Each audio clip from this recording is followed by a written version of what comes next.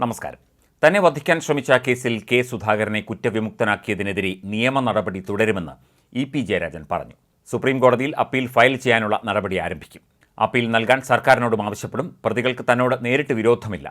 പിണറായി വിജയനായിരുന്നു അവരുടെ ലക്ഷ്യം. പ്രതികളെ വാടകയ്ക്കെടുത്ത് സുധാകരനും സംഘവും ആസൂത്രിതമായി ചെയ്ത സംഭവമാണ്. തങ്ങളുടെ ഭാഗം വ്യക്തമാക്കാൻ പ്രോസിക്യൂഷന് കഴിഞ്ഞോ എന്ന് പരിശോധിക്കണം. ഹൈക്കോടതി അവസാനത്തെ കോടതിയല്ല. തെളിവുകൾ ഹാജരാക്കുന്നതിൽ വിജയിച്ചില്ല എന്ന് വേണം മനസ്സിലാക്കാൻ. കോടതിയിൽ നിന്ന് തിരിച്ചടിയുണ്ടായി എന്ന് കരുതുന്നില്ല എന്നും ഇ.പി. ജയരാജൻ പറഞ്ഞു. ജയരാജനെ വെടിവെച്ച് കൊല്ലാൻ ശ്രമിച്ചു എന്ന കേസിൽ കുറ്റവിമുക്തനാക്കണമെന്ന കെ സുധാകരൻ്റെ ഹർജിയാണ് ഹൈക്കോടതി അംഗീകരിച്ചത്. ജസ്റ്റിസ് സിയാദ് റഹ്മാനാണ് കേസിൽ വിധി പറഞ്ഞത്. കേസിൽ 1ഉം 2ഉം പ്രതികളായ പേട്ട ദിനേശൻ, വിക്രം ചാലിൽ ശശി എന്നിവരെ ആദ്യം ആന്ധ്രയിലെ വിചാരണ കോടതി ശിക്ഷിച്ചെങ്കിലും മേൽക്കോടതി കുറ്റവിമുക്തരാക്കിയിരുന്നു. ഇക്കാര്യം ചൂണ്ടിക്കാട്ടിയാണ് തന്നെയും കുറ്റവിമുക്തനാക്കണമെന്നാവശ്യപ്പെട്ട് കെ സുധാകരൻ തിരുവനന്തപുരം അഡീഷണൽ സെഷൻസ് കോടതിയെ സമീപിച്ചത്. എന്നാൽ സുധാകരനെതിരെ ഗൂഢാലോചനയ്ക്ക് തെളിവുണ്ടെന്ന് ചൂണ്ടിക്കാട്ടി ഹർജി വിചാരണ കോടതി തള്ളിയിരുന്നു.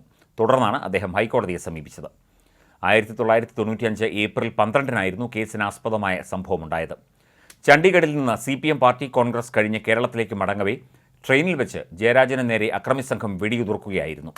ഇ.പി. ജയരാജനെ കൊല്ലാൻ മറ്റ് പ്രതികൾക്കൊപ്പം ഗൂഢാലോചന നടത്തിയെന്നും കൃത്യം നടത്താൻ ഏൽപ്പിച്ചത് കെ സുധാകരനുമാണെന്നുമാണ് കുറ്റപത്രത്തിൽ പറഞ്ഞിരുന്നത്. ജലന്ധറിൽ നടന്ന പാർട്ടി കോൺഗ്രസിൽ പങ്കെടുത്ത് നാട്ടിലേക്ക് വരുന്ന വഴി ട്രെയിനിൽ വെച്ചാണ് ഇ.പി. ജയരാജന് വെടിയേറ്റത്. പാർട്ടി കണ്ണൂർ ജില്ലാ സെക്രട്ടറിയായിരുന്ന ജയരാജൻ കുടുംബസമേതം രാജധാനി എക്സ്പ്രസിലായിരുന്നു നാട്ടിലേക്ക് തിരിച്ചത്. AC കോച്ചിൽ വാഷ് ബേസിന് സമീപം നിൽക്കുമ്പോഴാണ് ജയരാജന് വെടിയേറ്റത്. ട്രെയിനിൽ കൊള്ളക്കാരാണെന്നായിരുന്നു ആദ്യ നിഗമനം. എന്നാൽ കേരളീയരായിരുന്ന വിക്രം ചാലിൽ ശശി, പേട്ട ദിനേശൻ എന്നിവരാണ് പോലീസ് പിടിയിലായത്. അന്ന് കണ്ണൂർ രാഷ്ട്രീയത്തിൽ നിറഞ്ഞുനിന്ന കോൺഗ്രസ് നേതാവായിരുന്ന കെ സുധാകരനും CPM ജില്ലാ സെക്രട്ടറിയായിരുന്ന ഇ.പി. ജയരാജനും തമ്മിൽ വാക്പോര് നടക്കുന്ന കാലമായിരുന്നു. അണികൾ തമ്മിൽ കയ്യാങ്കളിയും പതിവായിരുന്നു. സംഭവം ആന്ധ്രയിലാണ് നടന്നത് എന്നതിനാൽ ആന്ധ്രയിലെ കോൺഗ്രസ് നേതൃത്വവും വിവാദങ്ങളിൽ വലിച്ചിഴക്കപ്പെട്ടു. പ്രതിപട്ടികയിൽ കെ സുധാകരനും പരേതനായ M.V. രാഘവനും ഉൾപ്പെട്ടിരുന്നു. ഇവർ ഗൂഢാലോചന നടത്തിയാണ് ജയരാജന് നേരെ അക്രമം നടത്തിയത് എന്നായിരുന്നു CPM ആരോപണം. തുടർന്ന് കേസിൽ നിന്ന് സുധാകരനും M.V. രാഘവനും ഒഴിവാക്കപ്പെട്ടു. പ്രതിയായ ദിനേശൻ ശിക്ഷിക്കപ്പെടുകയും ചെയ്തു. ആന്ധ്രയിലെ കോൺഗ്രസ് നേതൃത്വത്തിൻ്റെ ഇടപെടലിലാണ് സുധാകരനും രാഘവനും രക്ഷപ്പെട്ടത് എന്നാണ് CPM വിശ്വസിക്കുന്നത്. അക്കാലത്ത് കെ സുധാകരനെയും M.V. രാഘവനെയും ജില്ലയിലെങ്ങും ആരോപണത്തിൻ്റെ മുൾമുനയിൽ നിർത്തി CPM പ്രചാരണം അഴിച്ചുവിട്ടിരുന്നു. വെടിയേറ്റ സംഭവത്തെ തുടർന്ന് ഇ.പി. ജയരാജൻ മാസങ്ങളോളം വീട്ടിൽ വിശ്രമജീവിതം നയിക്കുകയായിരുന്നു. പാർട്ടി ജില്ലാ സെക്രട്ടറി സ്ഥാനത്ത് നിന്നും അവധി നൽകി പകരം M.V. ഗോവിന്ദനെ നിയമിക്കുകയും ചെയ്തിരുന്നു.